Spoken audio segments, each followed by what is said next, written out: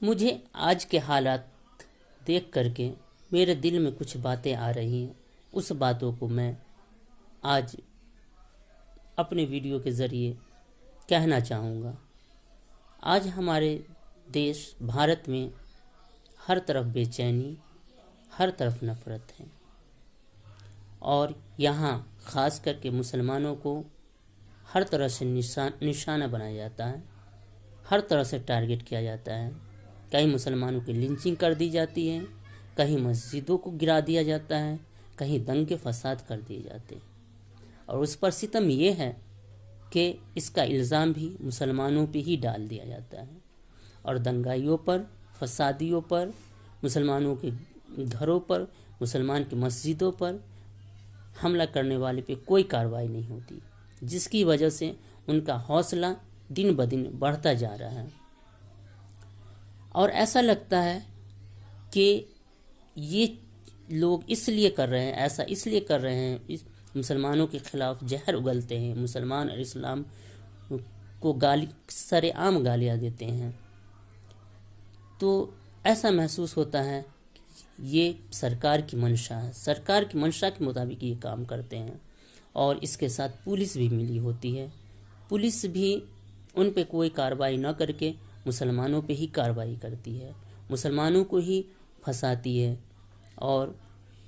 یہاں تک کہ جو مسلمانوں کے حق کی باتیں کرتا ہے اسے یا تو پاکستانی کہا جاتا ہے، یا دیش دروہی غدار کہا جاتا ہے، اور جو مسلمان میں کچھ اثر و رسوخ والے لوگ ہیں، جو مسلمانوں میں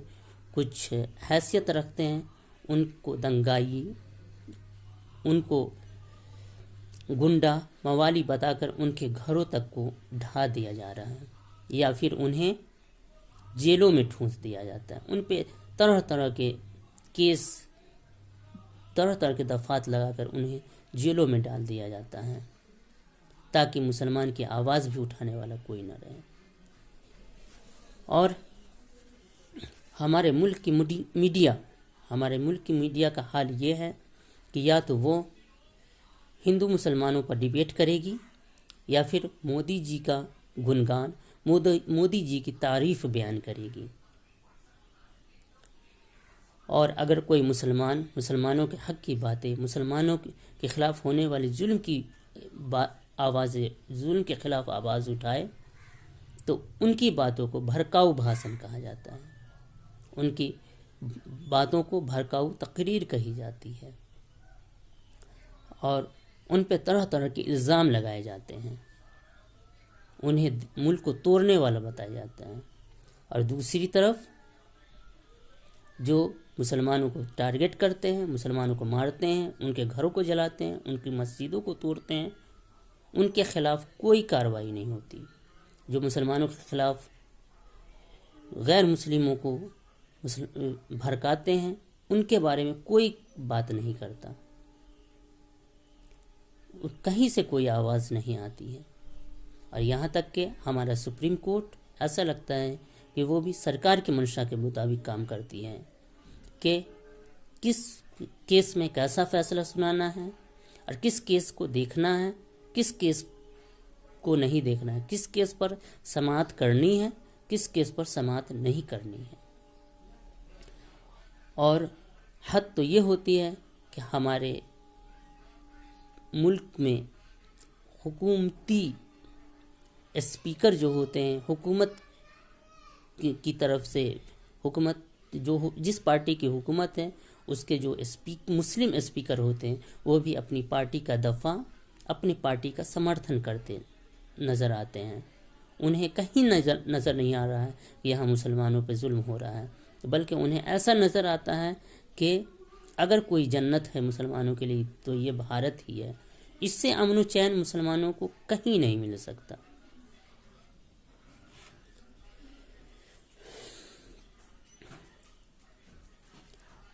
ہمارے دیش میں ہمارے میڈیا پہ ڈیبیٹ ہوتے ہیں، تو ہمارے ملک کی حکومت میں جو پارٹی ہے، اس کے پروکتا، اس کے اسپیکر یہاں تک کہتے ہیں کہ کہ یہ مسلمان فسادی ہوتے ہیں، یہ آتنکوادی ہوتے ہیں، ارے ان کی کتاب قرآن میں ہی کہا گیا کہ کافروں کو مارو، اور کافر کون ہے؟ ہم سب ہیں۔ اس طرح کی باتیں کہی جاتی ہیں۔ اور جو سامنے والا مولانا ہو یا کوئی، اس سے پوچھا جاتا ہے کہ بتائیے کافر کون ہے، اس طرح سے پوچھا جاتا ہے۔ تو ہاں، قرآن پاک میں کہا گیا ہے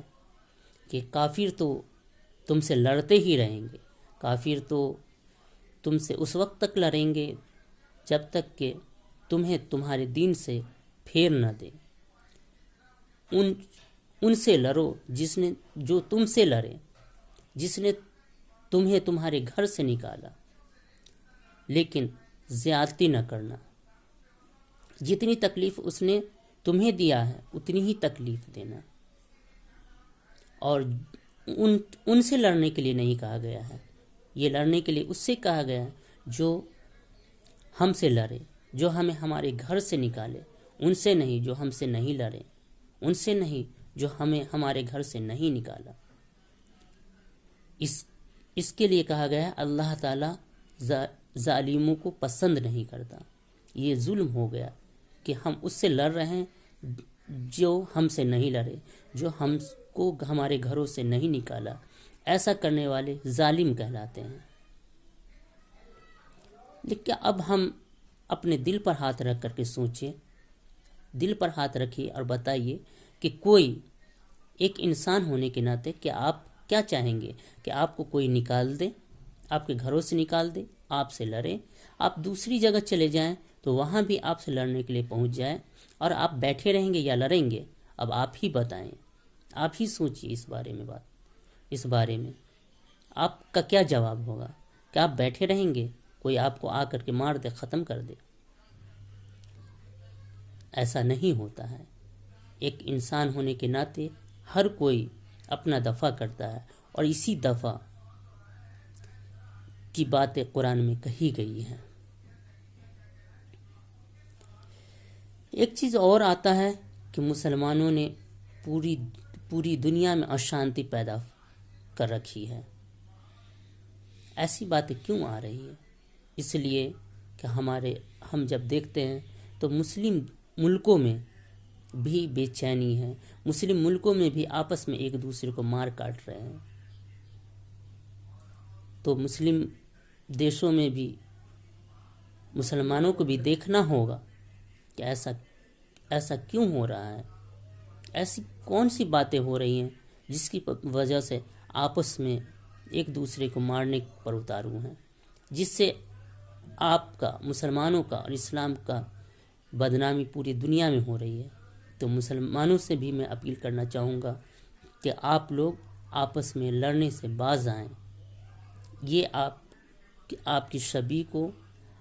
آپ کو بدنام کر رہی ہے، اسلام کو بدنام کر رہی ہے۔ مسلمانوں کے ساتھ ساتھ اس مذہب اسلام کی بھی بدنامی ہوتی ہے اس سے۔ تو آپ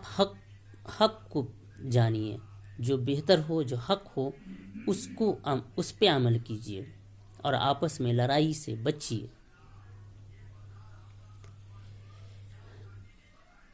تو ایسا کر کے مجھے امید ہے کہ لوگوں کے، مخالفین کے، جو ہمارے ویرودھی ہیں، ان کی زبان کو بند کیا جا سکتا ہے۔ اور آپ ایسا یہ سنگٹھن بنائیے، ایک ایسا آرگنائزیشن بنائیے جو کہ صحیح معنی میں مسلمانوں کی بھی باتیں کرے، مسلمانوں کے خلاف ظلم کو روکے۔ اسی امید کے ساتھ میں اپنی باتیں ختم کرتا ہوں۔